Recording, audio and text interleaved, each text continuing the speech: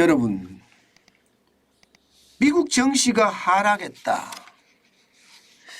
예상 밖 악재가 터졌다. 이 예상 밖 악재 또 뭘까요? 이번에는 이겁니다. 미시간대에서 발표하는 1년 기대 인플레이션 중간값입니다. 4.5%예요. 예상보다 굉장히 높죠.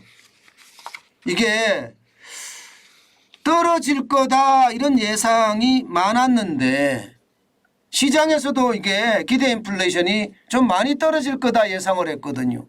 그런데 예상보다 안 떨어졌습니다. 지난달에 4.6%였는데 이번 달에 4.5%로 겨우 말입니다. 0.1%포인트가 내리는 데 그쳤습니다. 시장에서는 적어도 0.2%포인트 4.4까지 떨어지지는 않겠느냐 그렇게 이야기를 했지만 결국 말입니다. 4.5%가 떨어지고 말았습니다. 이 말은 말입니다. 1년간 기대 인플레이션이 4% 중반대라는 것은요. 물가가 안 떨어진다는 이야기예요. 소비자 물가가 지금 떨어지고는 있지만 기대 인플레이션을 봤을 때는 다시 올라간다는 이야기가 되는 겁니다.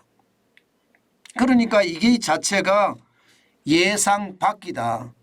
시장에서 예상한 것은 아마 떨어지겠다 이렇게 생각을 했는데 그렇지 못하다는 게 지금 시장의 이야기고요. 더더욱 충격적인 사실이 하나 더 있습니다.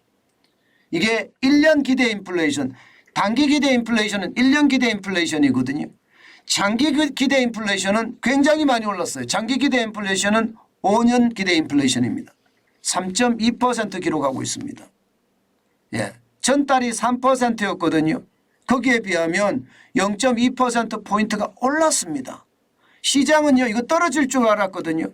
적어도 2.9%까지는 떨어질 줄 알았는데 이게 3.2%까지 올라가니까 시장은 갑자기 바싹 얼었습니다. 5년 기대 인플레이션이 3.2%가 됐다는 것은요. 2011년 이후에 지금 12년 만에 가장 높은 수치를 기록하고 있습니다. 이 말은 인플레이션의 상황이 길게 간다는 거예요. 길게. 금방 안 끝난다는 이야기입니다.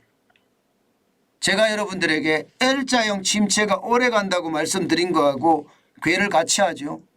인플레이션이 오래 간다. 물가 상승이 오래 간다. 이 말은요. 많은 사람들이 소비를 적게 할 수밖에 없다는 이야기가 되는 거고요.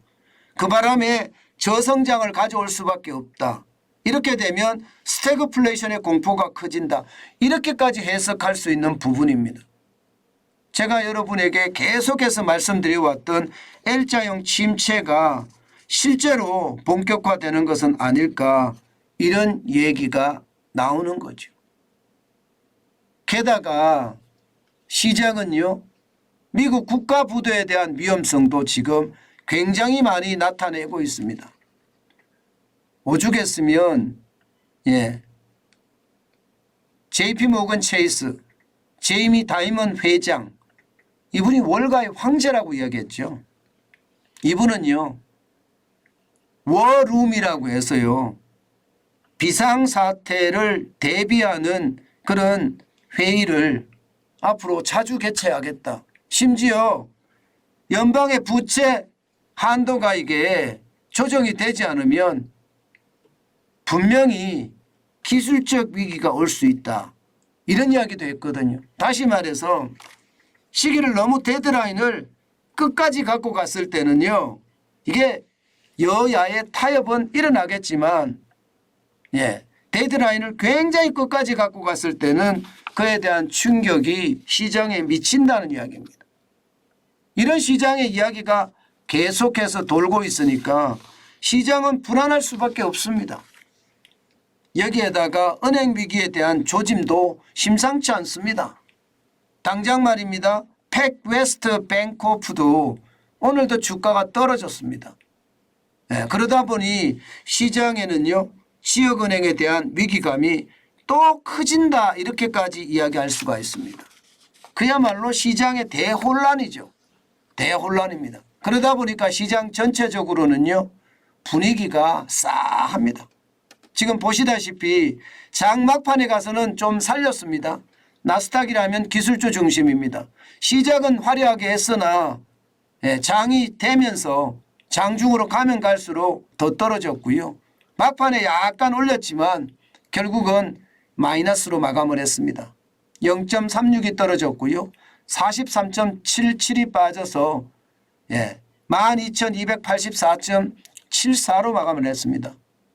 마찬가지로 대형주 중심의 S&P 500 지수도 떨어졌습니다. 이게 많이 떨어졌다가 회복은 했으나 0.16이 그만큼 떨어지고 마감을 했고요. 6.54가 빠져서 4,124.08로 마감했습니다.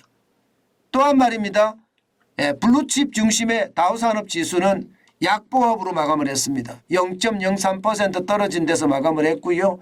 33,300.62로 마감했습니다. 전체적인 시장은요. 지금 여러 가지 예상 밖 악재가 시장을 강타하는 분위기죠. 그렇지만 시장은 이겨낼 수 있다 하는 그런 강한 어떤 버팀목이 있는 그런 상태다 이렇게 봐야 되는데요. 전체적으로는요. 결국 말입니다. 금리 앞에 장사 없다는 말이 저는 현실화된다는 게 항상 제가 여러분들에게 말씀드리는 거예요. 그렇기 때문에 지역은행의 위기는 더 커질 거고요. 지역은행의 위기가 커지면 커질수록 시장에 대한 불안감도 굉장히 높아질 거다. 저는 그렇게 생각합니다. 아마 이런 불안감은 우리 시장에도 계속 연결이 될 거고요.